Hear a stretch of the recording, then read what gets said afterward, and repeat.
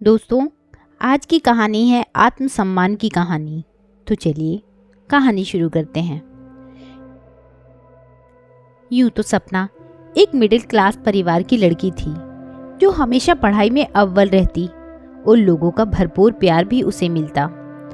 अब तक जिंदगी में जितनी भी परेशानियां आई वह बड़ी आसानी से आगे की ओर बढ़ती चली जा रही थी, लेकिन उसे क्या पता कि वह एक ऐसे भंवर में फंसने जा रही है जहां से निकलना उसके लिए थोड़ा मुश्किल होने वाला है।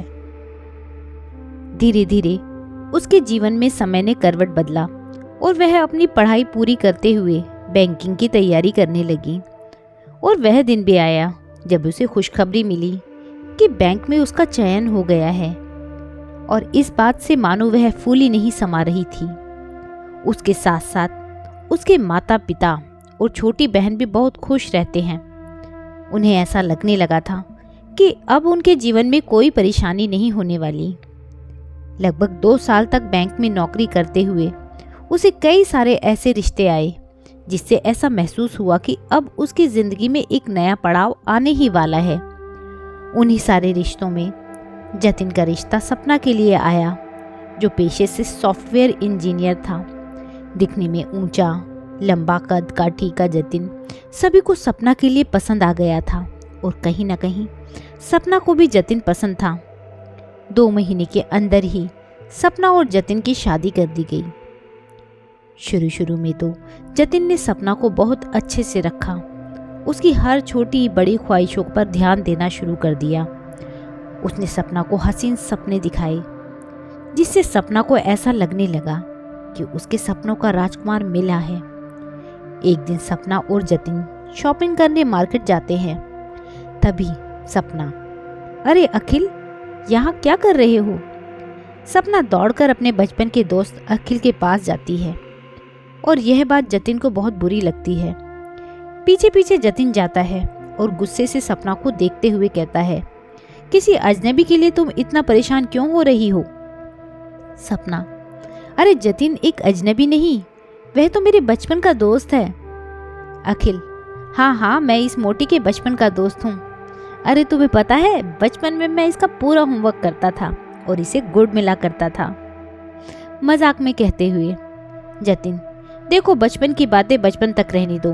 और सपना, तुम्हें याद नहीं घर में मेहमान आने वाले हैं, चलो जल्दी घर। हाथ पकड़कर जतिन सपना को कार में बैठा देता है, जिससे सपना की चूड़ियाँ टूट जाती हैं और उसे दर्द होने लगता है। लेकिन इस बात का जतिन को बिल्कुल भी असर नहीं पड़ता और वह घर चले जाते हैं। घर पर जाने के बाद जतिन जोर जोर से सपना की ओर देखकर चिल्लाने लगा, जिससे सपना डर जाती है और अपने कमरे में जाकर रोने लगती है। अब तो जतिन का व्यवहार काफी बदल चुका होता है। वह ना तो किसी से भी सपना को मिलने देता है और ना ही किसी को घर में आने देता है। सपना के फोन में भी बैलेंस नहीं डलवाता कि वह किसी से बात ना कर सके। जतिन का बदलता हुआ रूप देखकर सपना को और भी डर लगने लगता और वह चाहकर भी अपने घर वालों को इस बारे में नहीं बता पा रही थी। एक दिन सपना की पड़ोसन सुकन्या उससे मिलने के लिए आती है और जैसे ही वह कॉल बेल बजाने वाली होती है कि सुकन्या को बाहर से ही जतिन के चिल्लाने की आवाज आती है। सुकन्या खिड़की में आकर देखती है तो वह देखकर सहम जाती है कि सीधा साधा दिखने वाला जतिन सपना के ऊपर हाथ उठा रहा है और उसे गंदी गंदी गालियां दे रहा है। अब सुकन्या घर की कॉल बेल बजाती है, लेकिन यह कहकर जतिन सुकन्या को वहां से जाने के लिए कहता है कि सपना अभी सो रही है। कुछ दिनों के बाद ही जतिन ने सपना की बैंक की नौकरी छुड़वा दी और उसे घर में ही रहने की सलाह दी। अगर सपना कुछ भी कहती तो फिर जतिन उसके साथ गलत व्यवहार करता। रोज रोज होने वाले इस झगड़े से वह बहुत परेशान हो चुकी थी और वह अब इस समस्या का हल निकालना चाहती थी। बैठे बैठे उसने मन में सोचा कि ना जाने आज तक कितने उतार चढ़ाव उसने अपने जीवन में देखे, लेकिन जिस इंसान से उसे सबसे ज्यादा उम्मीदें थी उसने ही उसे बेगाना कर दिया। बार बार सपना को अपने माता पिता की याद आने लगी। एक दिन वह दोपहर में बैठी हुई थी तभी उसे खिड़की के अंदर की ओर एक चिट्ठी आते हुए दिखाई देती है और वह दौड़कर उस कागज को उठाकर पढ़ने लगती है, जिसमें लिखा हुआ था, तुम जैसी समझदार और पढ़ी लिखी लड़की को इस प्रकार से दुखी देखना बिल्कुल अच्छा नहीं लगता। तुम एक आत्मसम्मानी लड़की हो। तुम्हारे माता पिता की दी हुई शिक्षा क्या तुम इस तरह से बर्बाद कर दोगी? उठो और अपने हक के लिए लड़ो। तुम अकेली नहीं हो। अपना सम्मान करना तुम्हारे अपने हाथ में है। सपना उस चिट्ठी को आगे पीछे घुमाकर देखने लगी, लेकिन उसमें उसे किसी का भी नाम नजर नहीं आया। लेकिन इसको पढ़ने के बाद उसके अंदर एक अलग ही आत्मविश्वास देखने को मिला। अब वह अपना बैग जमाने लगी। उसी समय वहां जतिन आता है और उससे सवाल जवाब करने लगता है। सपना की लाल होती आंखों को देखकर जतिन के मन में एक अजीब सा डर समा गया और सपना ने उसे घूरते हुए कहा, अपने सवाल जवाब अपने तक ही सीमित रखो और मुझसे उलझने की कोशिश बिल्कुल मत करो। जीवन में चल रहे इस तूफान का किनारा अब मैं ही बनूंगी। सपना की आत्मविश्वास वाली बातों को सुनकर जतिन को अजीब सा एहसास हुआ, लेकिन उसके कुछ कहने से पहले ही सपना अपना बैग उठाकर वहां से चली गई। सपना वहां से सीधे अपने माता पिता के पास गई और उसकी आंखों में आंसू आ गए।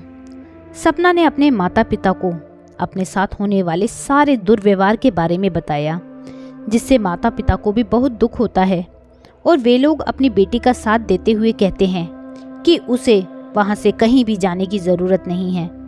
सपना भी खुश होते हुए कहती है कि अब वह आज़ाद महसूस कर रही है और जल्द से जल्द इस रिश्ते को ख़त्म करके अपने आगे की ज़िंदगी को सुखी बनाना चाहती है। सपना अपने माता पिता से कहती है, मेरे अंदर जो भी आत्मविश्वास आया है वह उस चिट्ठी की बदौलत ही आया है, लेकिन मुझे यह समझ नहीं आया कि आखिर वह चिट्ठी मुझे भेजी किसने। मन में चिंता लिए सपना बैठी हुई थी कि तभी उसे सुकन्या अंदर आते हुए दिखाई देती है और वह हंसते हुए कहती है कि तुम्हारी वह गुमनाम दोस्त और कोई नहीं बल्कि मैं हूँ।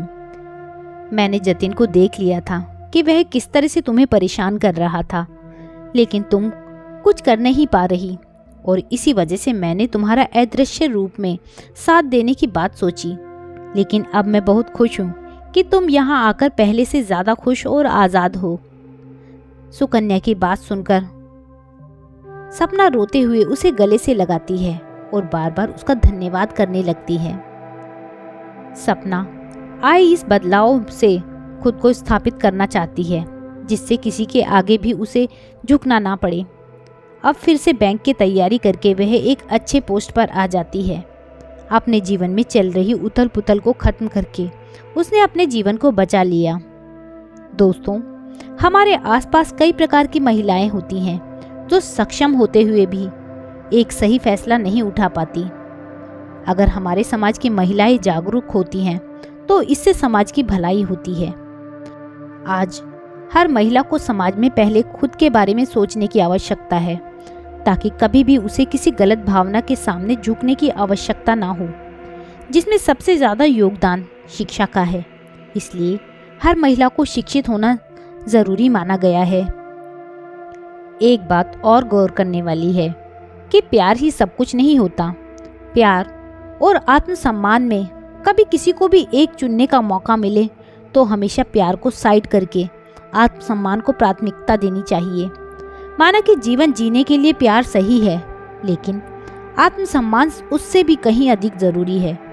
और एक महिला के लिए पढ़ा लिखा होना भी बहुत ही ज़रूरी है, क्योंकि एक पढ़ी लिखी महिला ही अपने साथ होने वाले अन्याय के खिलाफ आवाज़ बुलंद कर सकती है और अपने आत्मसम्मान के लिए लड़ती है।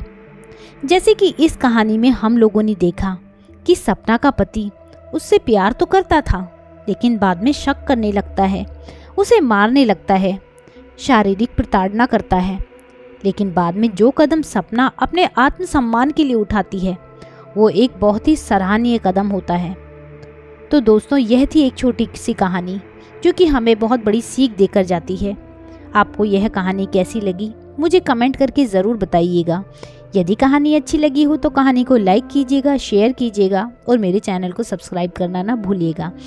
साथ ही बेल आइकन प्रेस करना ना भूलिएगा ताकि आने वाली कहानियों का नोटिफिकेशन आपको मिल सके। धन्यवाद।